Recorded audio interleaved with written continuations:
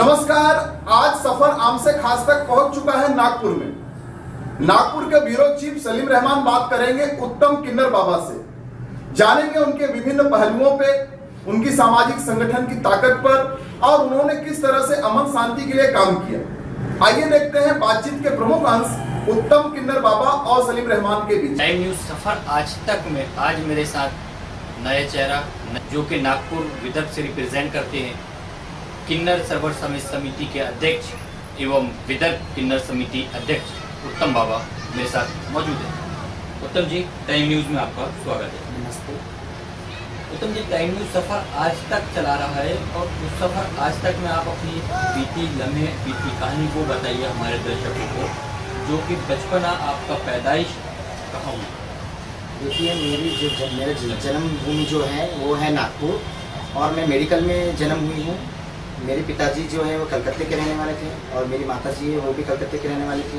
यहाँ पर आकर जब मेरा जन्म हुआ है, जन्म होने के बाद में मेरी माता और पिता को ये नहीं मालूम था कि मैं किन्नर हूँ करके। मगर जब मैं 13 साल की उम्र में जब मुझे और मेरे माँ बाप को मालूम पड़ा कि मैं किन्नर पैदा हुई हूँ करके, तो हमारे घर में ऐसी वातावरण हो गया कि माँ और पिताजी का इतना झगड़ा होता था, लड़ाई होती थी कि भाई तूने क्या करी क्या नहीं करी। आप फिर उत्तम जी, आपके माँ बापों के साथ साथ आपको भी पता चला, तो आपको आपने अपने अंदर अपने क्या फील क्या करना था, मैंने यानी खूब रोया और रोने के बाद में मैं ये सोची कि चाहे भगवान का वरदान है ये, और भगवान के वरदान का प्रसाद समझ के मैं अपने आप को जी रही। और फिर ऐसा हुआ कि अगर मैं जब पढ़ाई करने जाती थी स्कूल के अंदर में, तो वहाँ पर तो पुरुष करके मेरा नाम डाल दिया गया था, मगर माँ बाप ने भी साथ छोड़ दिया। जब माँ बाप ने साथ छोड़ दिया, मैं जब स्कूल में पढ़ने गई तो पिताजी का बहुत लड़ाई होता था, तो मैं देखती थी कि इनके ऑफिस में बहुत झगड़े मेरे कारण पड़ रहे हैं। तो स्कूल के अंदर में मैं 5वीं क्लास तक पास हुई हूँ। फिर बाद में 6वीं क्लास में मैं जब गई तो उस समय मैं पास होने की थी, मैं वहाँ से स्कूल छोड़ के चली गई कि वहाँ पे भी स्कूल में भी ऐसे वातावरण था कि लोग मुझे चिढ़ाते थे और मुझे बराबर दिमाग से मैं पढ़ने नहीं देते थे। मेरा मेंटल इतना ख़राब होता था कि लोग मुझे हिजड़ा गे करके यानी किन्नर ऐसे बोल के मुझे यानी टॉर्चर करते थे और बहुत परेशानी हो रही थी। मुझे पढ़ने का तो बहुत ख्वाहिश था, मगर वो पढ़ाई मेरी पूरी नहीं हो सकी लोगों के कारण में, क्योंकि वहाँ के जो टीचर थे उनकी भी थिंकिंग ऐसी थी कि वो हमारे को सपोर्ट करने के वजह में वो भी कुछ नहीं बोलते थे अदर्स जो बच्चे हमें चिढ़ा देते हैं कि ये बायला है छक्का है करके, तो हमें बहुत परेशानी होती थी और हमारे जो दिमाग का मेंटेनेंस जो है वो ख़राब हो जाता था। तो मैं स्कूल छोड़ कर भाग गया। उसके बाद आपका सफ़र कारवा आपका आगे बढ़ता गया, फिर आखिर में आपने क्या रास्ता किया? उसके बाद में फिर मैं वहाँ से मम्मी से और परिवार से कलकत्ता छोड़कर भागकर फिर मैं यहाँ आ गई नागपुर में, क्योंकि मेरा जन्मभूमि ये था। तो मैं नागपुर में आई तो यहाँ पे कोई काम नहीं था, कुछ नहीं था। उस समय मेरी 14 साल की उम्र थी, तो मैंने गाड़ी में झाड़ू मारना और झाड़ू मार के पेट पालना सीखा। टीन टप्पर बेचा, टीन टप्पर बेच के भी अपना पेट पाला। ऐसे करते करते जब मुझे मालूम पड़ा कि मैं किन्नर हूँ करके, तो मुझे एक गुरु मिली। वो गुरु ने मुझे अपने शरण में लिया और मुझे बोला कि बेटा तू टेंशन मत लेकर के मैं तेरे साथ हूँ करके। उन्होंने फिर मुझे बोला है कि भाई मैं जिस तरीके से पब्लिकों का काम करती हूँ उस तरीके से। के गुरु थे वो, उनका नाम क्या? उनका नाम है, हमारे गुरु का नाम है सपना जान करके, जो आज भी मौजूद है, बाहर बैठी हुई है। तो सपना जान ने मुझे अपने कलेजे में लगाया कि तू मेरी औलाद है करके। फिर मैं धीरे धीरे करके सोशल वर्कर में घुसी। जिस तरीके से आपको नागपुर को गोद लिया गया, आपने किसी की वसूली पे गए, इसी तरीके से पिछले कुछ दिन पहले आपने एक बच्चे को गोद लिया हुआ है। हाँ जी, हाँ, मैं ये भी बताना चाहती हूँ कि किन्नर लोगों को भी अधिकार है कि अगर माँ बच्चा पैदा करती है और माँ उस बच्चे को फेंक देती है अपने स्वार्थ के लिए, अपना स्वार्थ और अपना सोशली स्वार्थ निकाल लेती है, बच्चा हो जाता है तो माँ क्या करती है, बच्चे को उठाती है और कचरे के डब्बा समझकर अनाथ आश्रम में डाल देती है। जहाँ के अनाथ आश्रम में बच्चे पलते तो है, मगर उनको अच्छी पढ़ाई, उनको अच्छा खाना, उनको अच्छा कपड़ा नहीं मिलता है। बस उनका जो भी बेनिफिट होता है वो बीच के लोग ही खा लेते हैं। तो हम वो माँ को बोलना चाहते हैं कि आपके दिल पर दर्द होता है अगर आपको किसी ने मारा पीटा, या आदमी मारता है, या परिवार मारता है, तो आपको तकलीफ होती है। तो उस बच्चे को भी आप जब गर्भ से निकालते हो, पैदा करते हो और उसको कचरे में फेंक देते हो, तो क्या आपका दिल नहीं रोता है क्या?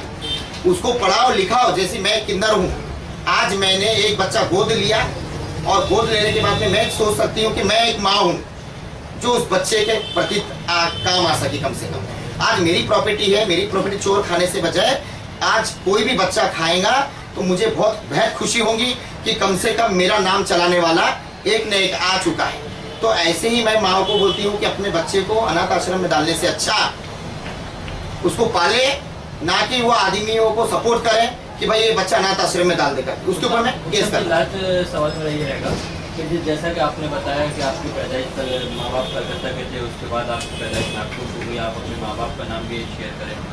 हाँ, मेरी पैदाइशी नागपुर में हुई है। मेडिकल में हम 2 जुड़वा भाई हुए थे। जुड़वा में से एक अच्छा है और एक मैं हूँ जो उमेश नाम करके हैं, वो आज भी मेरे पास में है। और जो मेरी माँ बाप मुझे जो छोड़ दिए थे, जब मैं सोशल वर्कर में गई और चुनाव लड़ी नितिन गडकरी के खिलाफ में, और जब मैं आगे बढ़ी धीरे धीरे करके, और आज बढ़ते ही रह रही हूँ मैं धीरे धीरे करके, फिर अब मैं ऑल इंडिया लेवल में भी मैं अभी अध्यक्ष घोषित हो चुकी हूँ और मैं अपना कार्य कर रही हूँ एकता स्वतंत्र सेना की तरफ से। तो मेरा कार्य ऐसा है कि मेरे माँ बाप उस समय में मुझे गले नहीं लगाते थे, मगर आज मेरे माँ बाप भी रोते हैं और गर्व करते हैं कि भाई तेरे जैसे किन्नर हर घर में भी एक एक पैदा हो गया तो देश का विकास हो सकता है। तो अभी आपके माँ बाप आपके बीच में हैं या आपसे अलग हैं? आप नहीं, अभी मेरे माँ बाप मेरे बीच में हैं। मेरी माँ का नाम है मंजू सपन सेनापति और मेरे पिताजी का नाम है सपन सेनापति, और जो कि मुझे सपोर्ट करते हैं। पिताजी अभी कलकत्ते में है और माता मेरे पास में ही रह रही है और मुझे सपोर्ट कर रही है, और ये उनका सपोर्ट इतना है कि मैं गलत थी उस समय में, मगर आज मेरे माँ बाप ने मुझे अपनाया। मैं ऐसी सभी माँ बाप को कहना चाहूँगी कि सब किन्नरों को अपनाएं और उनको अधिकार दें, और उनको भी सोचे कि भाई ये बच्चा अपंग है मगर दिमाग से तेज है तो ये देश के प्रति काम आ सकता है। आज मुझे 7 साल हो गए 2008 से, यानी मैं सोशल वर्कर में आई हूँ। तो 2008 से मैं सोशल वर्कर में आई तो मैं जनताओं के प्रति काम कर रही हूँ और गरीब जनताओं को उनका अधिकार दिलवा रही हूँ। ऐसे ही मेरे संग बहुत सारे ऐसे मुद्दे बीते कि मैं अगर गवर्नमेंट में अपील करती हूँ तो गवर्नमेंट उसको रिजेक्ट कर देते हैं कि किन्नर है करके। आज किन्नर समुदाय भी आप लोगों के ही अंदर और अस्तित्व से निकला हुआ है, मगर मैं एक बात बताना चाहती हूँ कि अगर हम कुछ भी काम करते हैं तो लोग हमें तुच्छ नज़र से देखते हैं और हमारे ऊपर पे ऐसे एक अट्रैक्शन भाव पैदा करते हैं कि भाई ये किन्नर है, मगर किन्नर भी एक इंसान है। जब हम कुत्तों को प्यार कर सकते हैं, कुत्ता एक वफादार होता है, घर के अंदर में पालने से उसको प्यार कर जाता है। हम तो इंसान हैं, हमें भी प्यार करना चाहिए जनताओं ने। जब हम जनता की फील्ड समझ सकते हैं तो जनता ने भी हमारी फील्ड समझना चाहिए कि हम किस दुनिया से उभरे हुए लोग हैं और किस तरीके से हम लोग जी रहे हैं करके। आज गवर्नमेंट ने नालसाब जजमेंट 1.5 साल हो गया, 1.5 साल में भी हम नालसाब जजमेंट का हम अधिकार मांगते हैं तो नालसाब जजमेंट का उल्लंघन होता है और गवर्नमेंट ध्यान नहीं देती हमारे तरफ पे। तो ऐसे ही हम अगर स्कूल में पढ़ाई करते हैं तो वहाँ पे हमारा विरोध होता है, वहाँ हमारे को तुच्छ नज़र से देखा जाता है। अगर हम कुछ भी काम करते तो हमें दूसरे नज़र से देखा जाता है।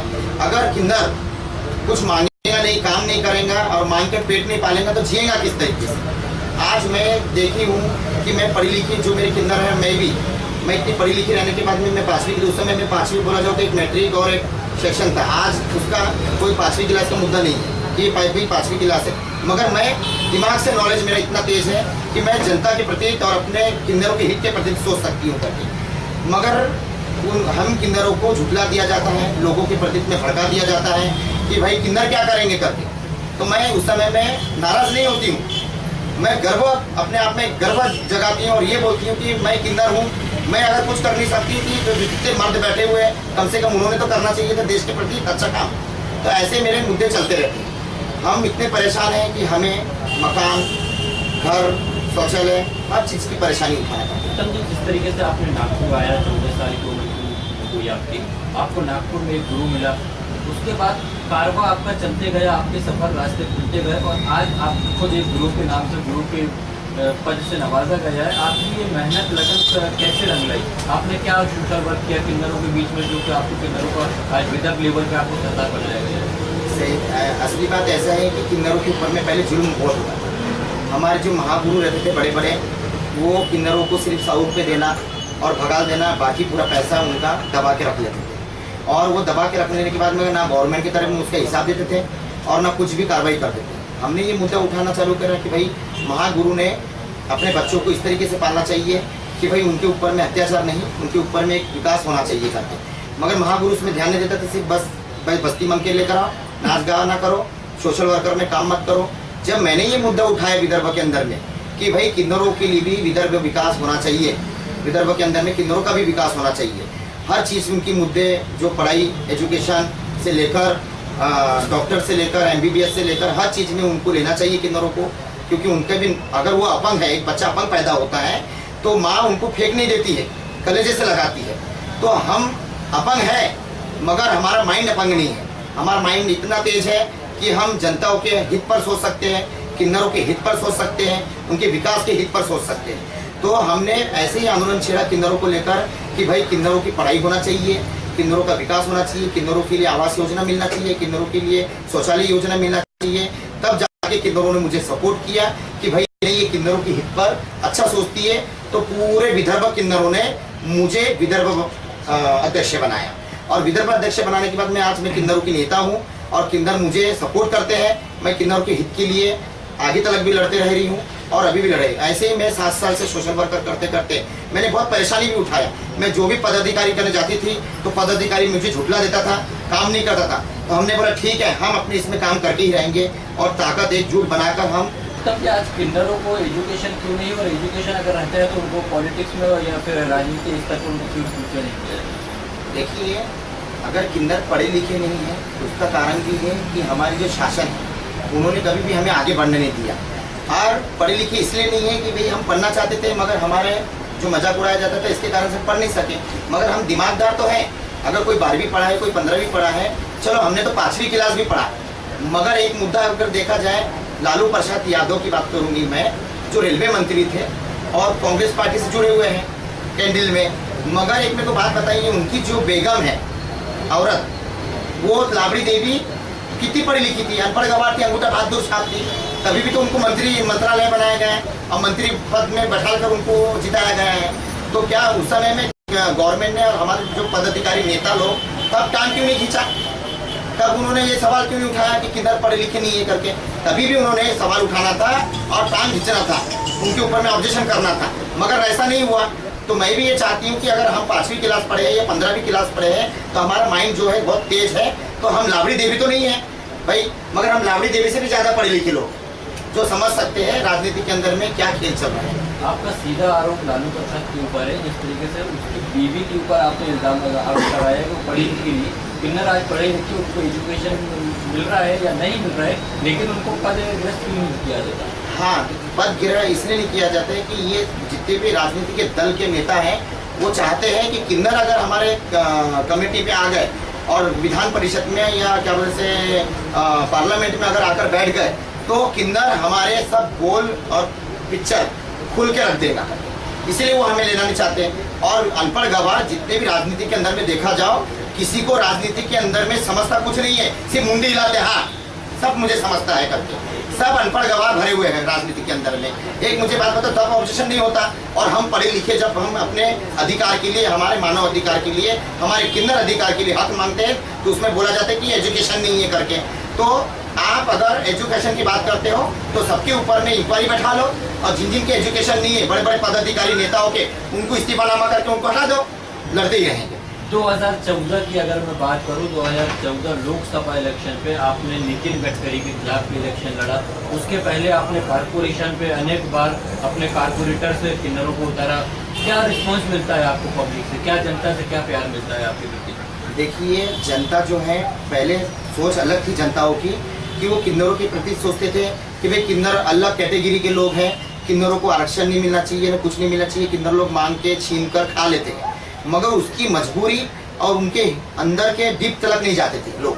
मगर आज जब मैं पब्लिकों को जोड़कर, महिलाओं को जोड़कर, युवाओं को जोड़कर जब समझाती हूँ कि देखिए किन्नर भी आपके अतीत है और किन्नरों को आप झुठलाओ मत कि भाई किन्नर कुछ नहीं कर सकते हैं करके, जब मैं उनको समझाती हूँ, बैठा के मीटिंग लेती हूँ उनसे, तो इतना मुझे उनका सपोर्ट मिलता है कि वो बोलते हैं कि नहीं भाई आपकी सोच बहुत बुलंद है और आप हर चीज़ के लिए काम कर सकते हो मैडम। तो हम उनको ये समझाते हैं कि देखिए, अगर मैं चुनाव नितिन गडकरी के खिलाफ लड़ सकती थी तो आप किन्नरों को मौका देते हो। उस समय में मैंने बहुत सारे वोट लिया और पब्लिक ने मुझे सपोर्ट किया, जबकि मेरा 6वां नंबर लगा। जबकि बड़े बड़े पदाधिकारी नीचे गिर गए और मेरा 6वां नंबर लगा, और मैं उस समय में बहुत खुश हो गई कि कम से कम मेरे 6वें नंबर में गिनती आई। तो मैं और ऐसे मेहनत करूं जनताओं के प्रति, तो किन्नरों के प्रति, कि अब 6वां नहीं, पहला नंबर में आना चाहिए मेरा नाम। तो मैं पब्लिकों को जोड़कर, और पब्लिक भी मुझे इतनी सपोर्ट करती है कि पब्लिक बोलती नहीं, आप जो बोल रहे हैं मैडम कि किन्नर अलग नहीं होना चाहिए, किन्नर भी हमारा अस्तित्व है। तो पब्लिक मुझे बहुत सपोर्ट करती है। लोग बोलते हैं कि भाई पब्लिक लोग किन्नरों को सपोर्ट नहीं करती है, तो हमने आज तक जितने भी आंदोलन किया तो वहाँ पर महिला लोगों ने ही ज़्यादा समर्थन मुझे दिया। आखिरी सवाल ये रहेगा, 2017 की अगर मैं बात करूँ, नागपुर कारपोरेशन इलेक्शन आ रहा है और आप ऑलरेडी राजनीति पॉलिटिकल पार्टी में उतर चुकी है, पॉलिटिक्स में आप जम चुकी है, अपने कदम जमा चुके हैं, तो 2017 का आपका क्या लक्ष्य रहेगा कारपोरेशन? देखिए, बहुत सारे लोग बोलते हैं कि आप मैडम पॉलिटिक्स के अंदर में चले गए। मैं एक बात बताती हूँ, मेरा जाने का ये कारण है कि मेन मुद्दा है कि किन्नरों के नीतियों के बारे में कोई ध्यान नहीं देता है। जैसे कि चंद्रशेखर बावनकुळे, हमने उनको भी लेटर दिया। इसके पहले पूर्व मंत्री नितिन राउत को भी हमने डेपुटेशन दिया, उन्होंने कुछ कार्रवाई नहीं की हमारे किन्नरों के बारे में। तो एक मुझे बात बताइए, किन्नरों की आवाज़ उठाने वाला भी तो विधान और परिषद के अंदर में होना चाहिए। अगर हम आवाज़ अपनी नहीं उठाएंगे तो हमारा विकास कैसा होगा? क्योंकि जो किन्नरों के ऊपर में बीतती है कि वो पैदा कैसे होते हैं, किस तरीके से रहते हैं, ये हमें मालूम है, मगर कोई लेडीज नेता या जेंट्स नेता को नहीं मालूम पड़ता है कि अभी तक उनको ये गलतफहमी है कि भाई तीसरा दर्जा तृतीय पंथी किसको कहते हैं, थर्ड जनरल किसको कहते हैं, गे किसको कहते हैं, लेस्बियन किसको कहते हैं। अभी तक उनका ही मुद्दा उनसे सुलझ नहीं सका। तो हम उनको समझा सकते हैं कि भाई हमें पहले विधान परिषद में मेंबर लीजिए, तभी जाकर हम बता सकते हैं कि भाई किन्नरों का मुद्दा क्या है। अगर आप बोलोगे कि हम खुद काम करेंगे करके, ऐसा नहीं हो सकता। हमारे किन्नरों को लेना पड़ेगा उनको, और विधान परिषद मेंबर एनएमएससी के अंदर में हमें लेना पड़ेगा, जब जाके हम अपना मुद्दा समझा सकते हैं, सुलझा सकते हैं। तो तब मेरा सवाल था कि 2017 कारपोरेशन इलेक्शन पे क्या किन्नरों को आप इलेक्शन को उतारेंगे? हाँ, मैं किन्नरों को इलेक्शन में इसलिए उतारूंगी कि भाई अगर जनता मेरे सपोर्ट में है और जनता मुझे सपोर्ट कर रही है, जबकि जनता पहले हमारे विरोध में था, मगर अब जनता को मालूम पड़ गया है कि भाई नर न नारी, अब किन्नर की पारी, अब किन्नर विकास कर सकता है करके किन्नरों को अधिकार मिल गया है। तो मैं जनता के हित पर, जनता के विकास के कारण मैं किन्नरों को खड़े करूंगी 2017 में, और अपने पार्टी के लेवल पर टिकट दूंगी और लड़वाऊंगी विरोध में पार्टी के, चाहे वो बीजेपी रहे या कांग्रेस। तो आपने देखा किस प्रकार से बातचीत हुई उत्तम किन्नर बाबा और सलीम रहमान की। इसी तरह से अगले हफ्ते भी किसी शख्सियत से मुलाकात होगी सफर आम से खास तक में।